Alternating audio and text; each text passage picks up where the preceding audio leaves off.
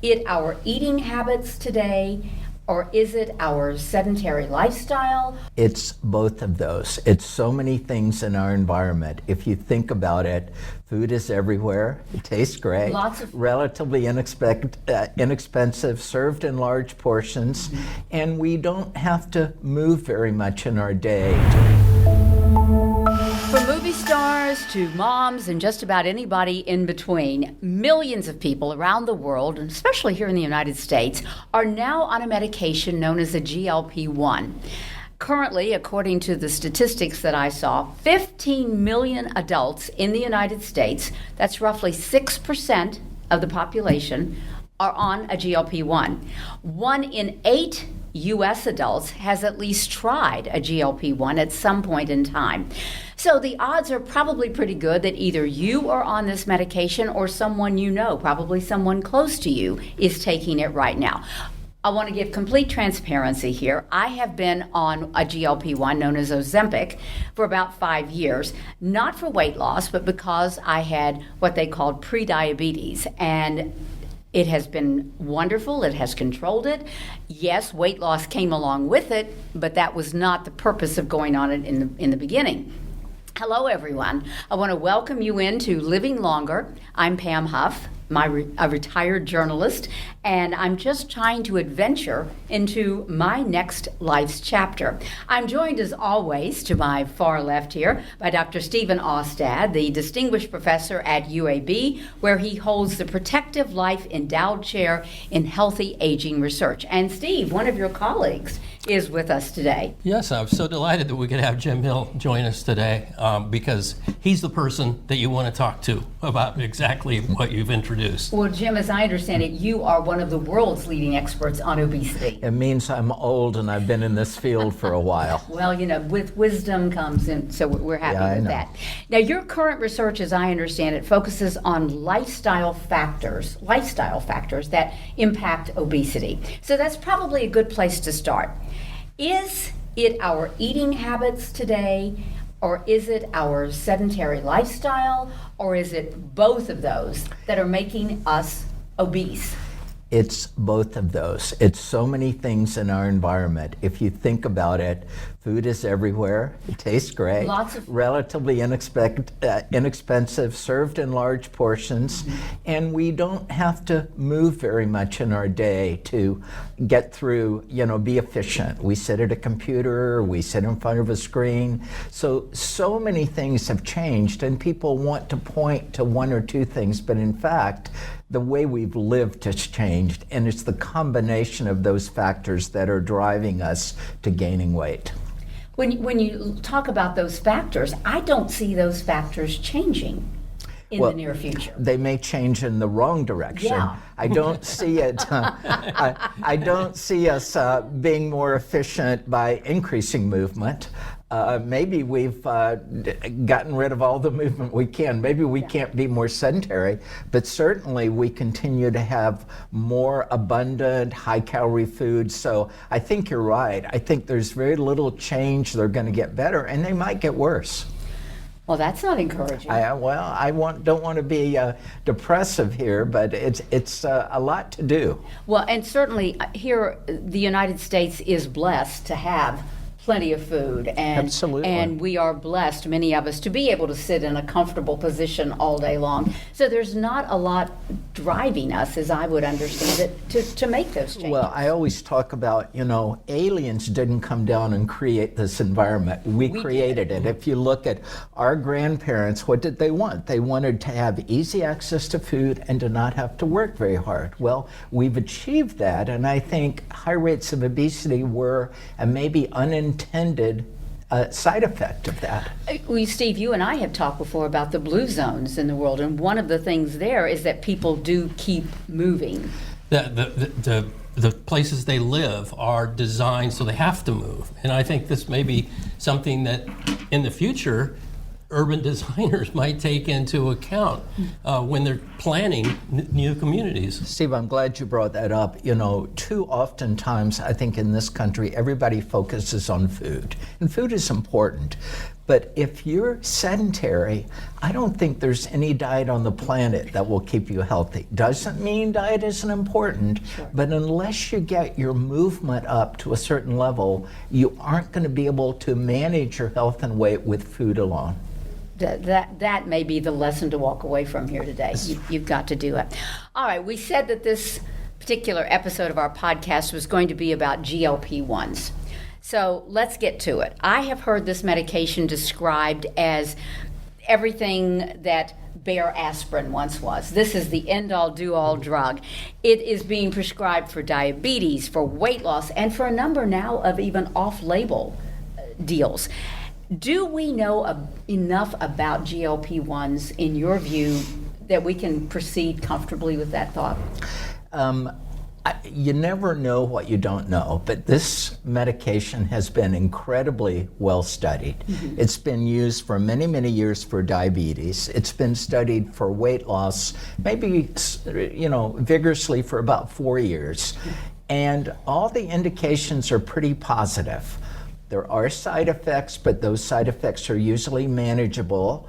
Weight loss is a great outcome, but it also reduces cardiovascular risk. It helps with diabetes. It can potentially reverse fatty liver. So there are many, many other things that this medication can do. And so far, it looks pretty safe.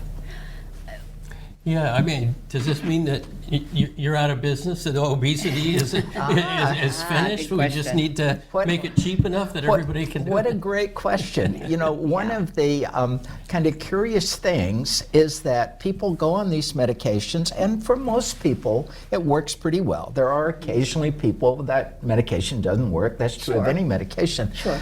But the data we're getting, and that comes from primarily from insurers, suggests that people don't stay on it. They go on it for a period of time and they go off it. Steve, you know what happens when they go off it? I do, exactly. They gain the weight go back. right back. Yeah. And people can lose 20, 25, 30% of their weight.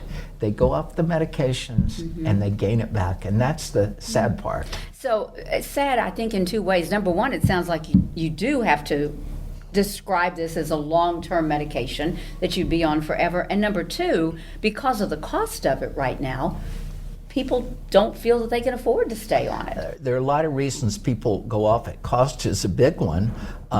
If insurance covers it, fine. But if insurance doesn't cover it, it can be $500 to $1,000 a month. Yeah. And forever. So I think the medications were designed like other medications for blood pressure and diabetes. You go on it, you go on it forever.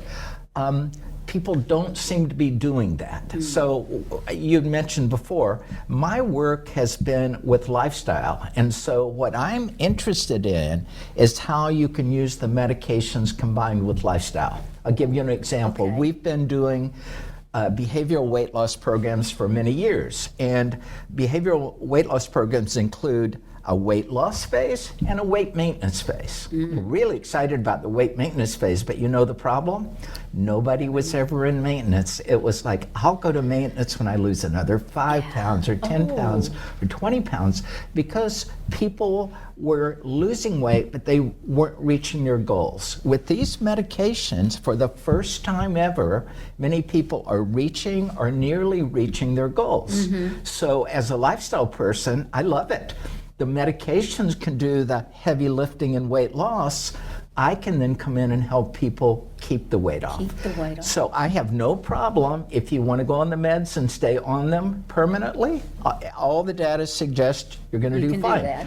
But if you decide to or have to discontinue the medications, I want to help you avoid regaining the weight.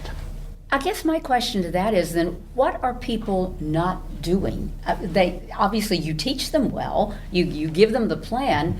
Where do they fall off the plan? In losing weight? In losing, yeah.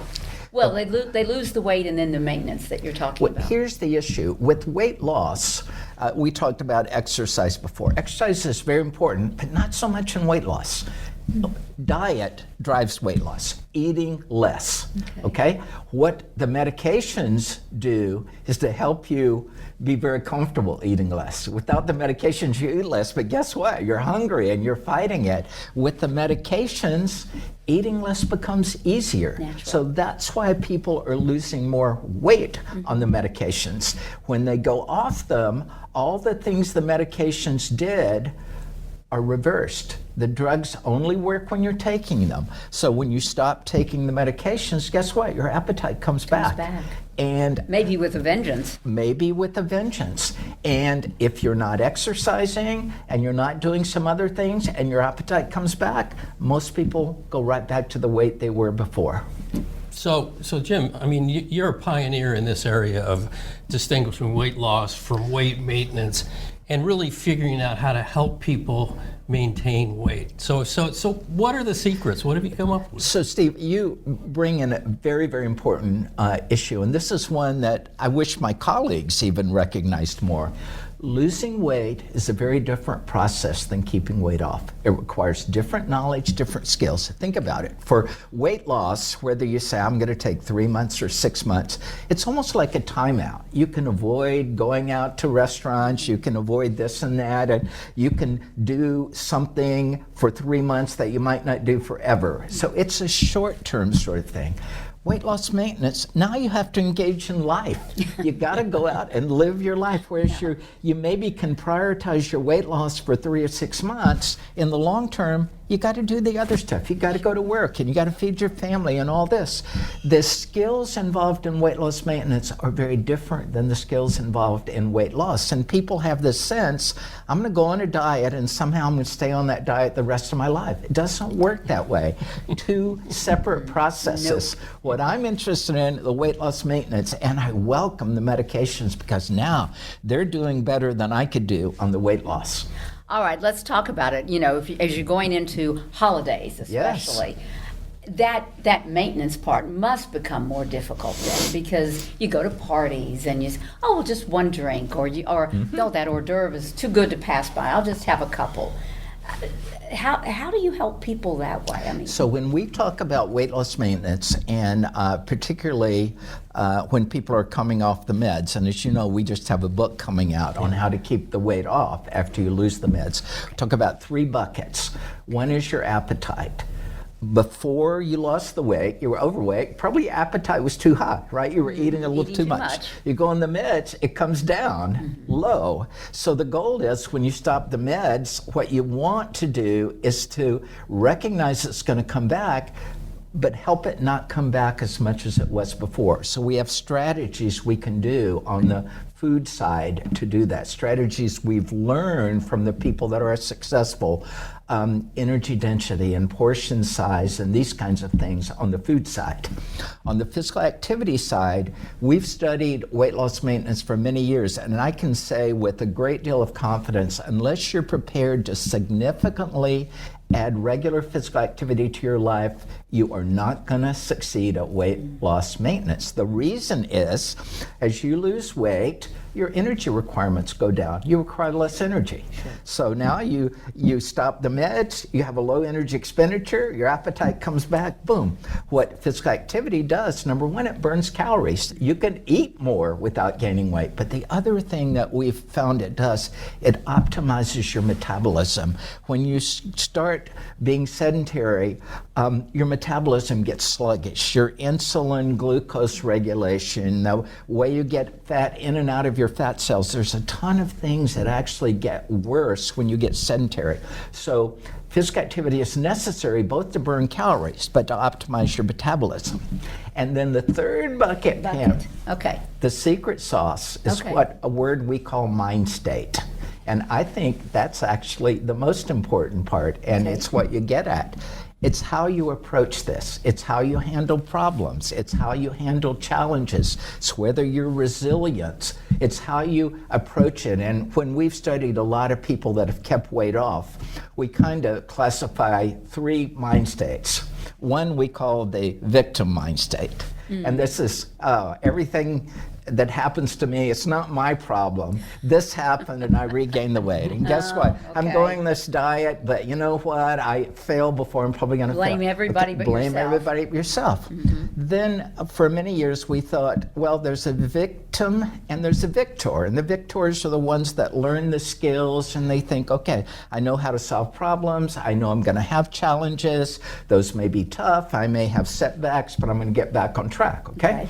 But then we found these people that had the third mindset that we've actually called Voyager mindset. They actually see these challenges as growth opportunities. And there are people that say, oh my gosh, I know it's a challenge, but you know what? I'm going to learn from it. I'm going to be a better person. And these are the people that not just get weight loss, they enhance their quality of life with weight loss. So there are skills you can teach people about mind state. And the first thing is just awareness of how important it is, awareness of how you feel, awareness of how you approach food and physical activity. So we talk about those three buckets as all being necessary. How long does it take you to surmise what kind of a person, where that person falls? You could probably talk to them in about 10 minutes and you get it.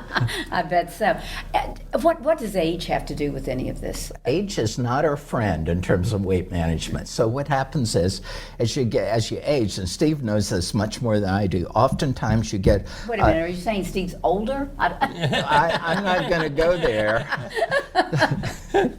But, you often get more sedentary as you age. You get a change in body composition, so you might lose a little muscle mass as you age, which makes it harder to keep it off. Your appetite may change a little bit. So not that you can't maintain your weight with age, a lot of people do, but it probably just a little bit harder to do that.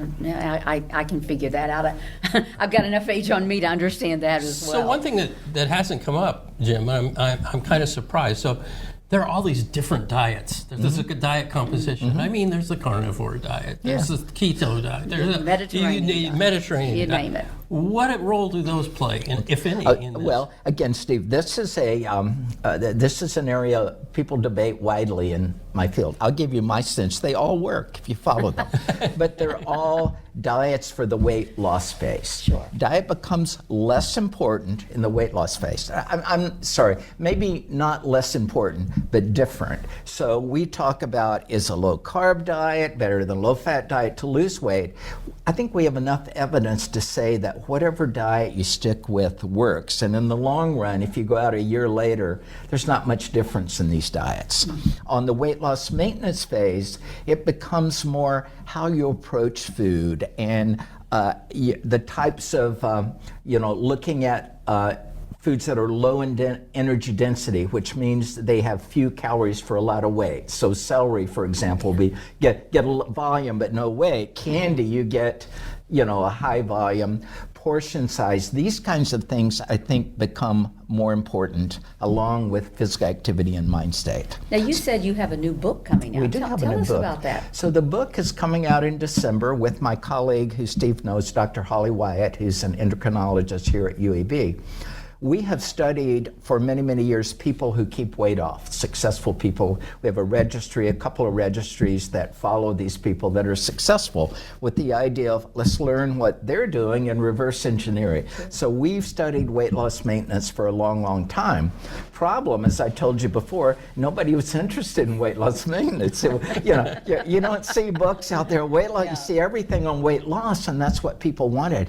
What I think the medications are doing, it's now putting a focus back on weight loss maintenance. So Holly often says, this is a book we've wanted to write for a long time, but the environment hasn't been right until right now. So again, we are providing people who want to or have to come off the meds with a plan to keep weight off. And in fact, it's a plan for anybody who wants to maintain their weight. It's not a weight loss book, it's a weight loss maintenance book. And that sounds like you had to wait until you had the audience. That's exactly right. And for whatever reason, people, the response so far has been very good. People seem to want something like this. So we'll see. So it comes out December of 2025. Yes. All right. And the name of it? It's called Losing the Weight Loss Meds. Losing the weight loss meds. That would give me the indication then that you're thinking eventually you will have more people coming off of GLP-1s than staying on them?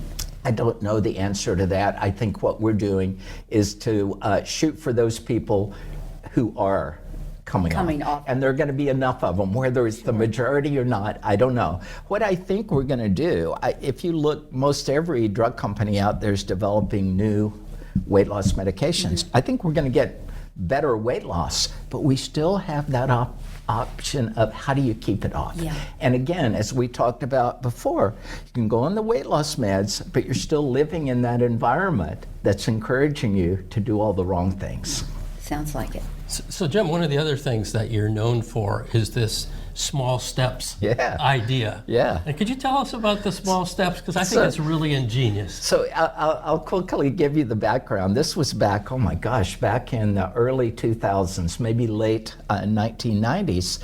We were sitting around looking at the increase in obesity and sort of brainstorming, well, how did we get here? And we thought, well, we can do some research here. So we took these data sets, we took NHANES and we did Cardia, because they have weights over time. And so we analyzed this, and what we saw was the weight gain that has created the epidemic was caused probably by an average excess calories of about 50 calories a day.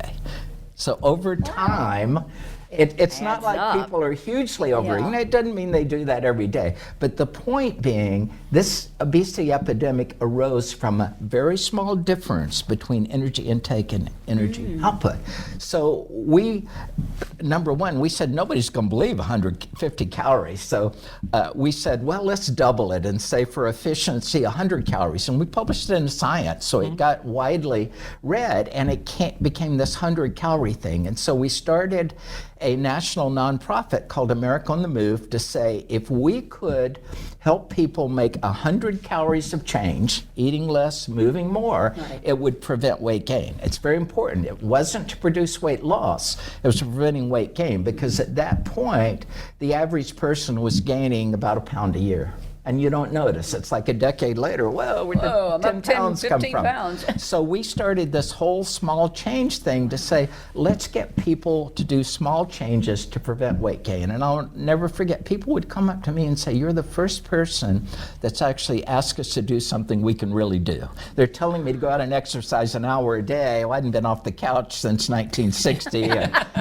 And you're telling me I can walk to the end of the mailbox and I get credit. That's a start, And we reached probably about 3 million people with that program. It was really fun, and I think it's still a viable way to prevent weight gain, but the problem is most of America is already overweight and obese, so we have to tackle that problem of getting the weight off. You said most of Americans, and that brings up something we haven't touched on yet. Children.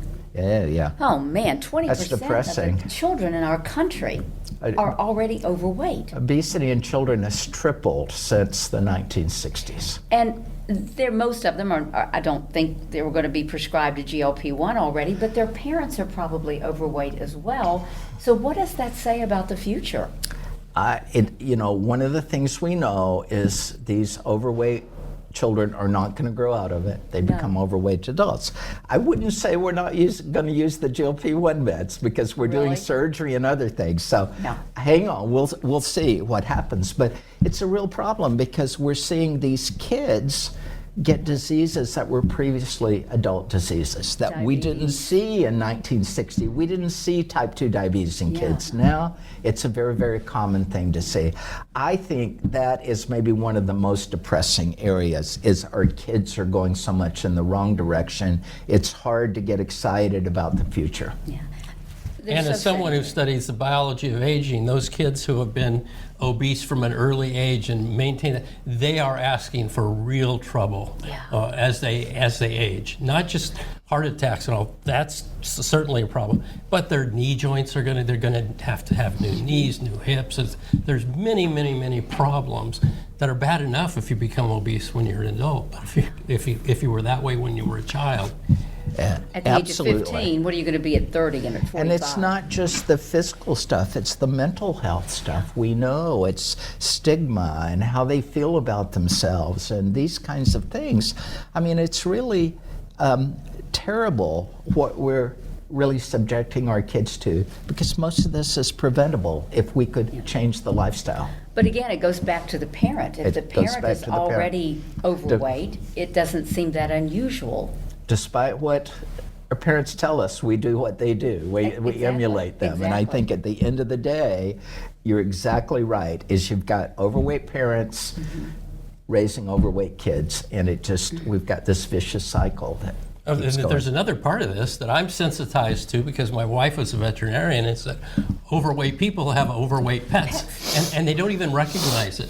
They shall have an animal come in that's basically a cube in shape, and she'll say, in fact, we have a dog that she takes to work. She says, here's what your dog is supposed to look like. You're supposed to be able to see a waist here. Well, I just saw a new commercial, in fact, that came out that says 60% of all cats are overweight.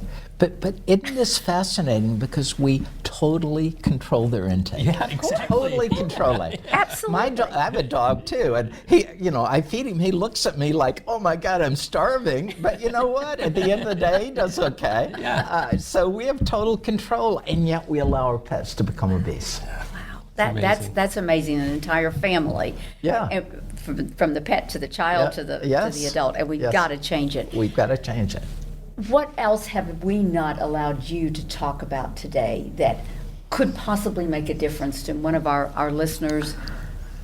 Well, a couple of things. Number one, I really, for most of my career, I focused on diet and physical activity. What's the optimum lifestyle? In recent years, I've become so convinced that the missing factor is the mental part of it, what we call mind state. You have to work on that, and most lifestyle programs don't. They give you a diet, they give you physical activity, but they never teach you about awareness of your feelings and how you're going to face challenges, and simply asking people, okay, if you reach your goal weight, what's your life going to look like? What's your day look like? Tell me your day when you're at the weight you want to. How do you get people mentally to do that? And I think what we're doing now, for the first time I can remember, is we're appreciating this mind-body connection. The mind affects the body affects the mind. So things like mindfulness and meditation, and just we recommend people start in the morning. Just take a few minutes to check in. How are you feeling? What's your view of the day? What's going on? This awareness kind of thing can make a huge, huge difference in success. Do you need a partner in all of that?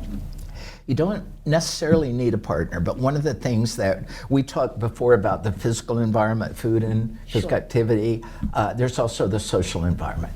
Quite frankly, you tend to be a similar weight to the people you hang out with. And there's some papers on this. And, so what we suggest is that you have to look at your social environment as well as your physical environment. Now, it's tough. We're not telling people get rid of your family or friends, but just the opposite. Seek those people that value the same things you're valuing. So rather than hanging out with people that are totally inactive, look at maybe groups where you can get friends that are more active. And the other thing that we say is you can be the change for your other friends too, the ones that aren't doing the right thing. But social environment is very important.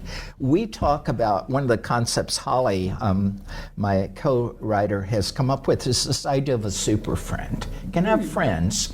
Super friend is that person that tells you what you need to hear. The not honest what friend. you want to hear. Yeah. And we suggest that you try to identify that person because that's some accountability right there.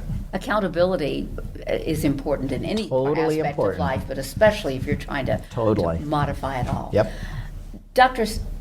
Jim Hill, just fascinating information today. We're looking forward to your book coming out in December.